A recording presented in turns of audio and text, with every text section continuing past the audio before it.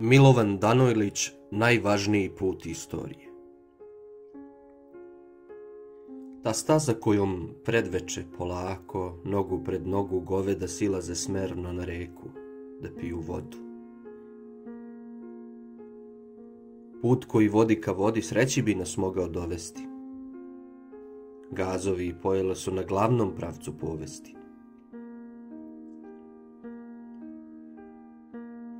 Gledaj te krave brižne i volove gorde i lenje dok silaze svečano na pojilo, ko na krštenje.